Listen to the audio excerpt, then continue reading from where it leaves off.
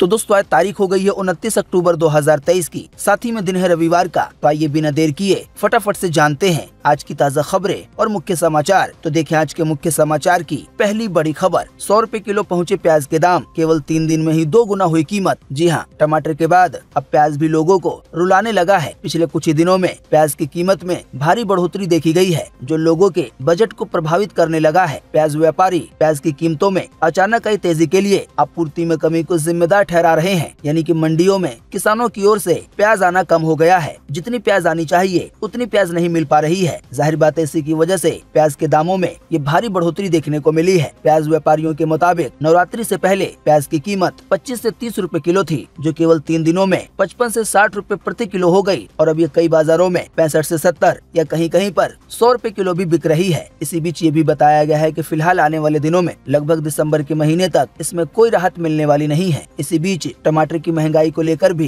एक बड़ी खबर आ रही है। जैसा कि अभी हमने आपको बताया, हाल ही में प्याज के रेट सबसे ज्यादा बढ़े हैं, लेकिन अब इसके साथ ही टमाटर के रेट भी बढ़ने लगे हैं। पहले टमाटर 20 रुपए किलो था, लेकिन ये भी कुछ ही दिनों में 40 से 45 रुपए किलो तक पहुंच गया है। एक व्यापारी के अनुसार टमाटर के दाम भी जल्दी 70 रुपए किलो तक पहुंच सकते हैं। कुल मिलाकर आसान शब्दों में कहें तो आने वाले कुछ समय तक प्याज टमाटर ये दोनों ही सब्जी आम जनता को परेशान करेगी महंगाई के मामले में। देखिए अगली खबर। मुकेश अंबानी को दूसरे दिन भी मिली धमकी। इस बार मेल भेजने वाले ने 200 करोड़ रुपए मांगे हैं। अभी हाल ही में एक दिन पहले 20 करोड़ रुपए मांगे थे। जी हाँ, बिजनेसमैन मुकेश अंबानी को फिर जान से मारने की धमकी मिली है। अभी हाल ही में बीते शनिवार को उन्हें मिले एक ईमेल में अज्ञात व्यक्ति ने 200 करोड़ रुपए की मांग की है। इसके पहले बीते शुक्रवार को यानी कि 27 अक्टूबर को सेम ईमेल आईडी से 20 करोड़ रुपए की मांग की गई थी। सूत्रों के मुताबिक ईमेल में कहा गया है कि देश के बेस्ट शूटर से उनको मरवा देंगे, यानी कि मुकेश अंबानी को। पुलिस के मुताबिक इस अकाउंट में ये भी लिखा हुआ है, हमारे ईमेल का जवाब नहीं मिला, इसीलिए अब रकम 200 करोड़ रुपए कर दी गई है। 20 करोड़ रुपए से बढ़ाकर फिर आगे लिखा हुआ है, ये नहीं मिला तो डेथ वारंट पर साइन तय समझो। अब जिसने ये ईमेल भेजा है उसकी छानबीन शुरू हो गई है। देखिए अगली खबर। मुस्लिम समुदाय ने स्वीकारा, कश्मीर में पीएम मोदी की बदौलत खुले हैं विकास के रास्ते, कामयाबी के रास्ते। एक मंच से पीएम मोदी की तारीफ की गई है। जी हाँ, आर्टिकल 370 खत्म होने के बाद अभी हाल ही में बीते शनिवार को पहली बार सभी मुस्लिम संप्रदाय के नेता एक मंच पर आए। जम्मू कश्मीर की छवि बदलने और विकास की यानी कि कामयाबी के नए रास्ते खोलने के लिए प्रधानमंत्री नरेंद्र मोदी की सराहना की, उनकी तारीफ की। जानकारी के मुताबिक सुन्नी, शिया, सूफी, दाऊदी बोहरा, पसमानदा मुसलमानों और गुज्जर, बकरवाला समेत विभिन्न मुस्लिम समुदायों के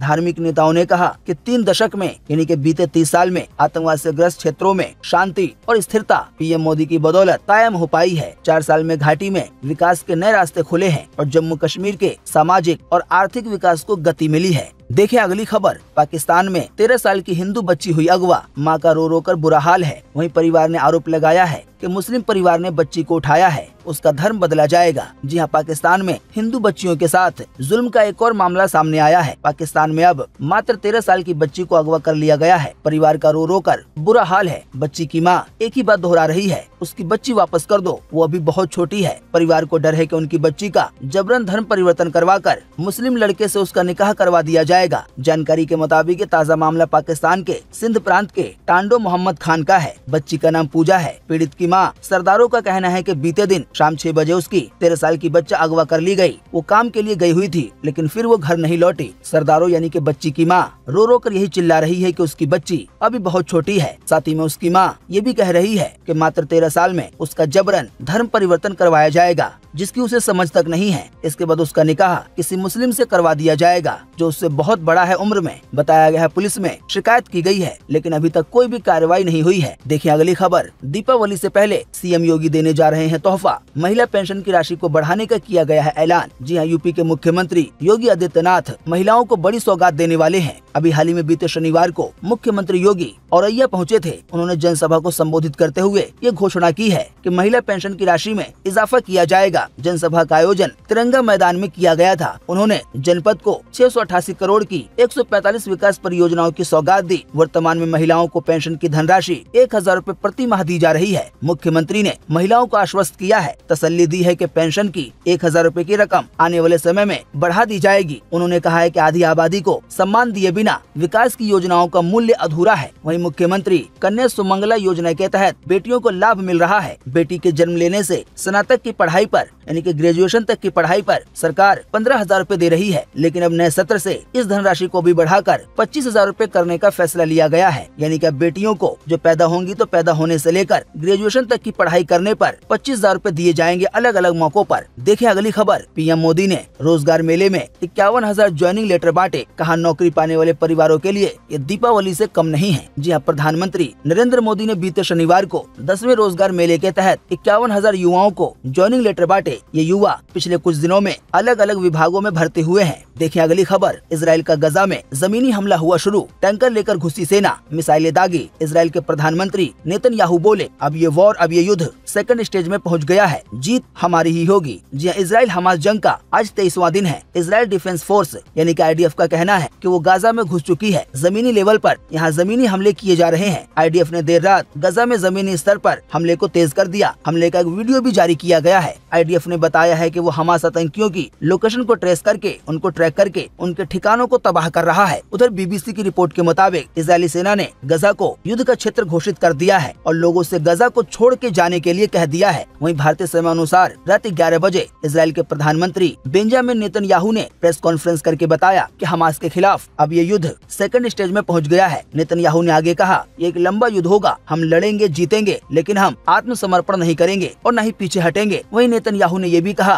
कि बंधकों की रिहाई के लिए हर ऑप्शन अपनाएंगे, यानी कि जिन लोगों को हमास के लड़ाकों ने अगवा कर लिया है तो उनको छुड़ाने के लिए जो भी तरीके अपनाए जा सकते हैं वो सभी तरीके अपनाए जाएंगे, इजराइल के प्रधानमंत्री नेतन्याहू के मुताबिक। अब इसी बीच अगली खबर में देखें कि फिलहाल इस समय लोगों का फलस्तीन के गजा में क्या हाल है। जैसा कि आप देख सकते हैं अपनी स्क्रीन पर कि गजा के अल शिफा अस्पताल में रह रहे हैं 50,000 फिलिस्तीनी। रोटी के कुछ टुकड़ों और दाल से पेट भरना पड़ रहा है, पीने के लिए केवल खारा पानी मौजूद है। जी हाँ, इजराइल और हमास जंग के बीच गजा के अल शिफा अस्पताल में करीब 50,000 बेघर फिलिस्तीनियों ने पनाह ले रखी है। इनमें से हमले में तबाह हो चुके हैं। न्यूज संस्था अल जजीरा के मुताबिक सोलर पावर जनरेटर के भरोसे चल रहा ये अस्पताल किसी भी समय बंद हो सकता है। इसके बावजूद फिलिस्तीनियों ने साउथ गाजा जाने की जगह इस अस्पताल में रहने का फैसला किया है। हालांकि आपको बता दें, इस दौरान इजराइल बार बार ये बोल रहा है कि जहाँ पे हमले किए जा रहे हैं गजा के उस वाले हिस्से से आम जनता निकल जाए। कई लोगों ने अपने घर बार को छोड़ दिया है और गजा के दूसरे हिस्से में चले गए हैं, लेकिन कई लोग उसी हिस्से में मौजूद हैं या उसी के आसपास जा रहे हैं, लेकिन वहाँ पे हमले भी हो रहे हैं। देखिए अगली खबर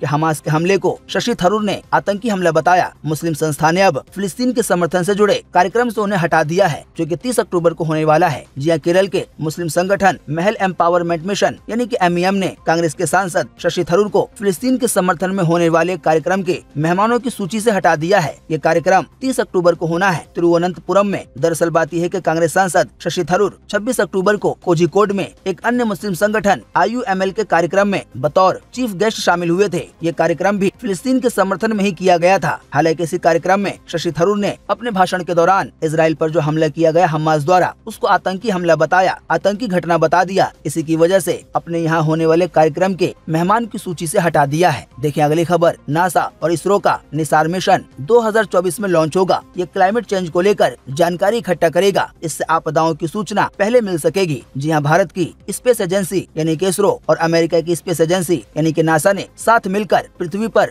नजर रखने वाला एक रडार मिशन लॉन्च करेंगे। ये रडार मिशन क्लाइमेट चेंज के लिए बेहद अहम साबित हो सकता है। इससे जंगलों और वेटलैंड यानी कि नमी या दलदली भूमि वाले क्षेत्र पर निगरानी की जा सकेगी। दरअसल स्पेस एजेंसियां ये पता लगाना चाहती हैं कि फॉरेस्ट और वेटलैंड में कार्बन सर्किल पर क्या असर हो रहा है और इससे क्लाइमेट चेंज कैसे हो रहा है, जलवायु परिवर्तन कैसे हो रहा है। इसके साथ ही वैज्ञानिकों को पहले से ही आने वाली आपदाओं के बारे में इसके जरिए जानकारी मिल सकेगी, जिसकी वजह से आम जनता को सावधान करने में मदद मिलेगी और आपदा में कम से कम लोगों की जान जाएगी। आइए अब आपको अगली खबर में बताते हैं कि आज 29 अक्टूबर 2023 को देश भर में कैसा रहेगा मौसम का हाल। तो स्काईमेट वेदर के अनुसार अगले 24 घंटों के दौरान तमिलनाडु, केरल, अंडमान और निकोबार द्वीप समूह, साथ ही में दक्षिण कर्नाटक और आंध्र प्रदेश में हल्की से मध्यम बारिश के साथ कुछ स्थानों पर भारी बारिश हो सकती है। इसके अलावा लक्षद्वीप और पूर्व उत्तर भारत में भी अलग अलग स्थानों पर हल्की बारिश हो सकती है। दोस्तों, अभी हमने आपको बारिश को लेकर जिन भी शहरों, जिन भी देश के हिस्सों के बारे में बताया है, तो उसको छोड़कर आज पूरे देश में मौसम सूखा बने रहने की संभावना है। देखिए अगली खबर, यूपी में आज फिर बदले पेट्रोल डीजल के दाम। यूपी के अलावा भी देश के कई और शहरों में पेट्रोल डीजल के भाव हुए हैं ऊपर नीचे। हालांकि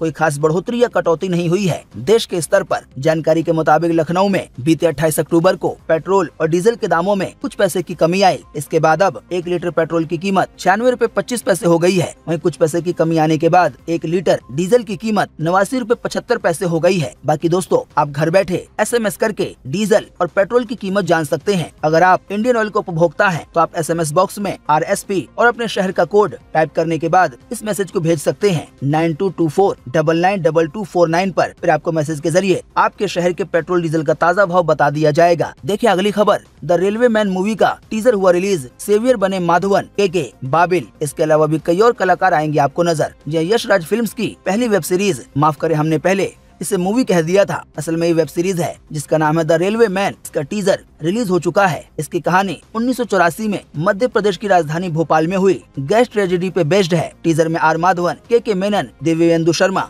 और इरफान खान के बेटे बाबिल खान नजर आएंगे। आने वाले 18 नवंबर को ये वेब सीरीज नेटफ्लिक्स पे रिलीज होगी। देखिए अगली खबर। बांग्लादेश की PM शेख हसीना के इस्तीफे की मांग को लेकर हिंसक हुए प्रदर्शनकारी, एक पुलिस वाले की जान गई, 100 लोग हुए घायल। जी हां, बांग्लादेश में प्रधानमंत्री शेख हसीना के इस्तीफे की मांग को लेकर विपक्षी दल का प्रदर्शन अभी हाल ही में हिंसक हो गया। प्रदर्शन के दौरान एक पुलिस अधिकारी की भी जान चली गई, 100 से ज्यादा लोग घायल हुए हैं। विपक्षियों की मांग है कि शेख हसीना को PM पद से हटाया जाए और कार्यवाहक सरकार के तहत स्वतंत्र और निष्पक्ष तरीके से मतदान कराया जाए, वोट कराए जाए। तो दोस्तों, उम्मीद करते हैं कि आज की इस वीडियो से आपको काफी कुछ जानकारी मिली होगी। हम बस इसके बदले में आपसे इतना ही चाहते हैं कि आप इस वीडियो को लाइक कर दें और शेयर कर दें, क्योंकि आपका लाइक और शेयर करना ही होता है हमारी मेहनत का फल।